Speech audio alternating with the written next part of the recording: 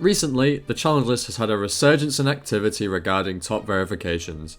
In the past couple of weeks, 4 top 20 challenges were verified, 3 of which being top 10 and 2 being top 5. Not only this, the new hardest challenge is currently under verification by Diamond, and in this video I'm going to be discussing all these levels and how I feel about them. So yeah, you heard me, the new top 2 challenge has been verified, and it's impossible.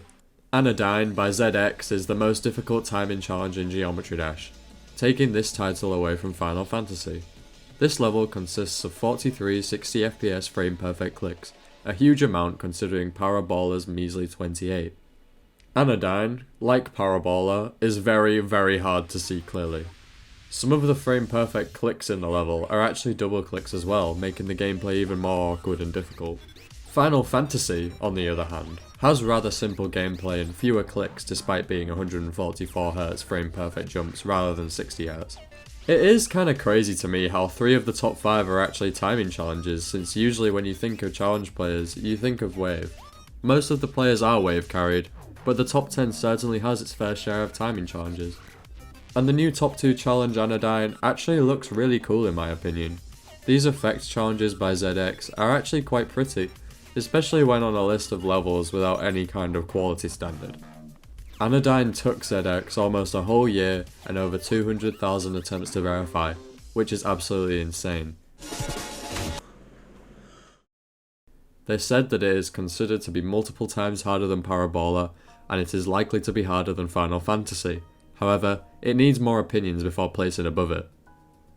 Before verifying Anodyne, ZX was number 44 on the stats viewer, and that's only 5 spots away from me, and I couldn't dream of putting that much effort into a verification. The next challenge that I'm going to be talking about is Bleed. Bleed is very cool. Slow speed, precise wave gameplay, along with being quite long for a challenge, creates quite a good level. This is definitely one which I would think of myself beating sometime. The black and white colour scheme means it doesn't look super generic, which is always nice. This level was originally being verified by Cursed, who was playing on a super buff version, but he quit the game a while back, and the level became a bit of a verification race. Lamington would be the one to beat the level first after 19,000 attempts, and Bleed was placed at 16 on the challenge list.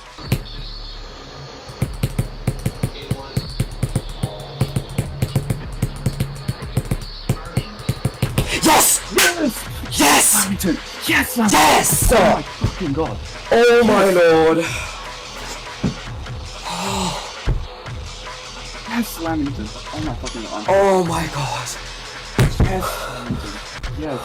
Yes, dude! Yes! Oh my Yes! I do see this level as a potential new hardest to beat at some point. Final Flight is probably the most terrible level to be verified for the list in a long time. It's 240 FPS frame perfect straight fly. Yeah, not fun by any means. There was actually quite a bit of drama over the placement of this level, but I'm pretty sure Final Flight will be replacing Fried Leg, the current hardest straight fly challenge on the list, due to the levels being too similar. I highly doubt this level will get many victors from challengeless players for quite some time due to it being this bad. This level took Caliger 200,000 attempts and is predicted to be top 10.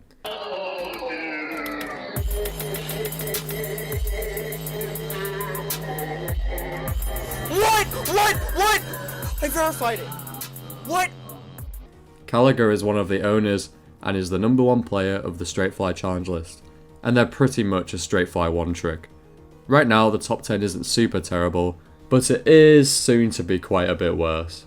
The next level I'm going to be talking about is Delirium. This is quite a legendary challenge. It is the sequel to Delusion, which is the sequel to D. Delirium is around top 5, however due to it being a remake of Delusion, it cannot place without Delusion being removed first, and I doubt that would ever happen. Especially considering how popular Delusion is to beat, how many records there are, and how old and iconic the level is. Delusion was the top 1 challenge when Tartarus was top 1, and I personally wouldn't like it to be removed since it's my second hardest challenge and I want my points. You're gonna do the skibbity flip, the entire way flip. I just verified it. I just beat it. I just beat Delirium. Oh my god. I- Guys, you verified Delirium. Bro just verified delirium. I just Bro flipped just it. verified delirium. All I needed was 265 deaths, and then I'm good. Subscribe to Dense Cabbage.